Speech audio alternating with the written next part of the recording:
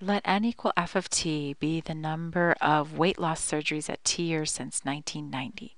Now that since 1990 is key here because that means that this is 2, this is 4, 6, 8, and 10. And that's what you'll type into your calculator. So you go to Stat, go to Edit, clear out any old stuff, and type in those numbers 2, 4, 6, 8, 10, 169, and so on. Okay, so you have them in there. Now it said to use a graphing calculator to draw a scattergram of this data and sketch it below. So I want to remind you guys how to do that because it's been a while. So if you go to y equals, you clear out any old equations. You don't want any of that stuff. And if you go up to plot 1 and press enter, it should be dark, right? And then if you pick zoom 9, it'll automatically make a perfect window. Remember zoom 9, let me just go back to the zoom menu for a second. I should have gone the other way. That's okay. Zoom, there it is, zoom 9 is zoom stat. See it right there? Stat, because this is stat plot that you're doing. When you turn on plot 1, what you're doing is turning this on, right, which is a stat plot, a statistics plot. So when you go to y equals and you turn that on, that's that stat plot. So zoom stat works perfectly. And there it is. You've got a picture of it. So let me copy and paste that in. There we go. So I drew the scattergram. Okay. And it's always a good idea to kind of give yourself, what your window was. So I personally went, if you want, you can actually go see it in the window here. So you can kind of go from, I'll go 0, how about that, to 11. This is the other beautiful thing. If you make zoom stat kind of fit it for you perfectly, then you can go mess with it yourself, right? Kind of round everything nice and pretty.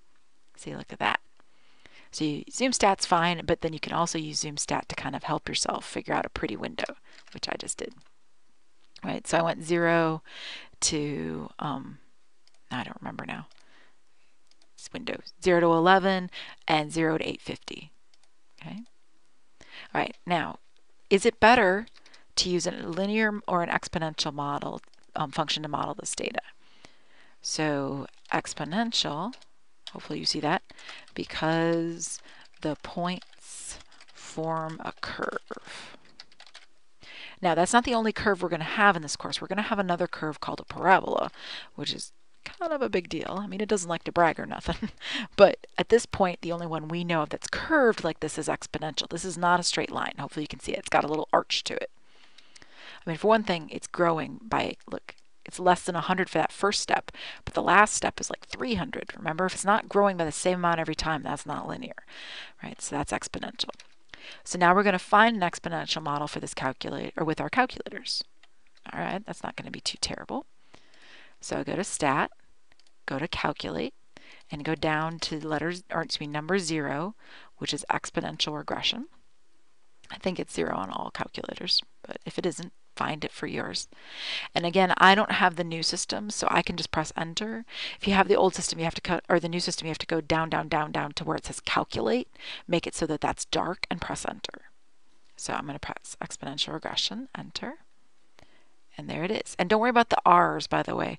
The R squared and the R thing are a statistics feature, so you don't have to stress about that. That's not a big deal. Okay. Okay, so this means that our function, let's look at this, f of t is equal to 114.598. I think they said 3 decimal places. Yeah, 3. A few, so that's fine. Times 1.196 to the t. There we go.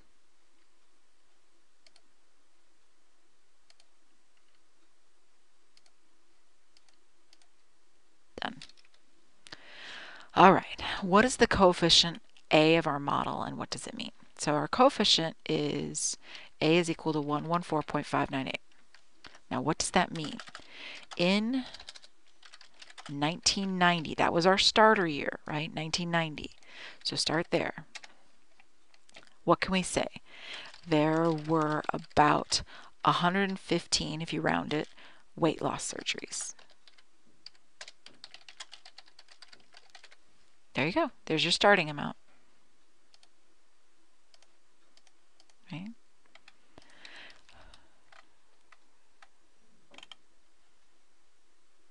Oh, it just occurred to me. This is actually the start of the next page. Sorry about that. All right, there we go. So that's page 97. All right, now state the base of our model B. Okay, so B is equal to 1.196. Boom. Got it? Okay, now what does it mean? Now, this is the tricky part. Let's remind ourselves. So, reminder. Oops, I forgot to press play again. All right, so reminder that B is equal to 1 plus our rate of growth. So that means that our rate of growth, rate is equal to, by the way, B was equal to 1.196 for us, right? And remember, that's 1 plus your rate of growth. We learned that way back. Well, actually, we've learned it several times. We talked about it here, that it's your rate of growth, right? We talked about it there, and we talked about it here with the 19% rate of growth, and we talked about it here with this, right? And we talked about it in an earlier section. We've talked about it like 7 times. Okay, so your rate of growth is the 19%. It's the difference from it and 1. So you'd say we are growing. Let's see. There we go. So the rate of growth is 0.196, which is 19.6%. Okay, so every year, every year, this is always every 1x, and x is years, or time is t, is years for us. That's our independent variable. Sorry about that. I'm uploading a video right now, and that's what happens. Anyway, so every year, what was this? The number of weight loss surgeries is increasing by 19.6%. That's your rate of growth. Now I'm just going to put in a little note. Suppose it was, oh goodness, I don't even know how to do this. Suppose B was equal to 0.196. I know it wasn't, but just pretend. If B was 0.196, that means that remember, that would be decay, right? So that would be B is equal to 1 minus decay rate. There we go. Sorry. So B is 0.196, which means 1 minus your decay rate. So that means that your rate would be equal to 1 minus 0.196, which would be, and I just did it with a calculator, 80.4%. So it would be 0.804, which would be 80.4%. So that would mean you're losing, every year the number of weight loss surgeries is decreasing by 80.4%. Now, of course, it wasn't this. This is just a big old, aside, right? So, side note, right? If B was this, if B had been that. So I just want to remind you, because the decreasing ones are always the harder ones. So let me just, if it's bigger than 1, it's increasing by 19.6. And usually students see that really easy. I think it's because the 19.6 is just sitting right there, right? 19.6, fine. But if it's less than that, so if it was 0.196, then you take it away from 1. So you say, okay, 1 minus 0.196 is my decay rate, right? If B was equal to, here, let me put it this way. Decay rate is equal to 1 minus 0.196. That's 0.804, which means 80.4%, which would mean every year the number of weight loss surgeries is decreasing by 80.4%. And again, none of this was what we actually had in our problem, but I just want to remind you, because that is the number one mistake students make on these problems. Matter of fact, I'm going to put it down here, because it really isn't the same problem, but it's just such a big deal. Write extra notes for yourself on that. So, because understanding how to explain the decay ones is really tricky. All right, then the number of weight loss surgeries in 2015, that's not going to be too terrible, because all we have to do is take our model, which is f of t, and all we have to do is figure out what year 2015 is. So take 2015, take away our starter year of 1990. So let me grab this. 2015, take away 1990, gives me 25. So there's my t value.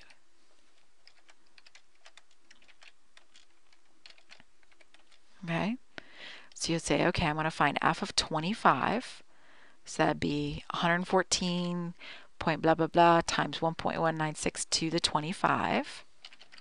Okay, and I will make my calculator do that. Oh, my my fault.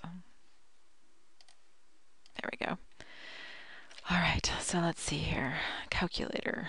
So 114.598 times 1.196, oopsie, 96 to the 25. Enter. 10056. So squiggly equals because, of course, we approximated. So I think I did that right. Let me double check that.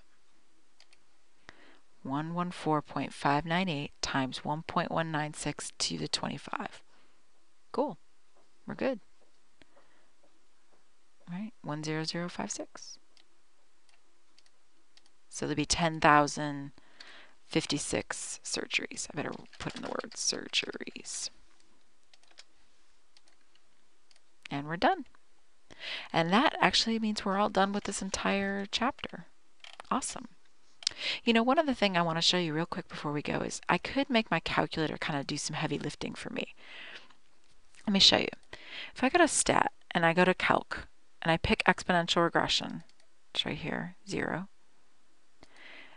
and then I tell it to store it. Now, I'm going to do this a little bit differently. So I'm going to press Variables, Y variables, number 1 function, number 1, Y1. Now, for the new system, what you do is you go to the store equation feature. So when you do exponential regression, it'll ask you X list, Y list, and then it'll say frequency list, just leave that clear, and then it'll ask you store EQ, store equation. And you do the same thing I just did. You press variables, here, let's show you again. Variables, Y variables, so you move to the right, pick number 1 function, pick number 1, Y1. Same thing. And I press enter, it'll run the exponential regression, but then it'll store it in y equals. Look, there's the whole equation with all the decimal places.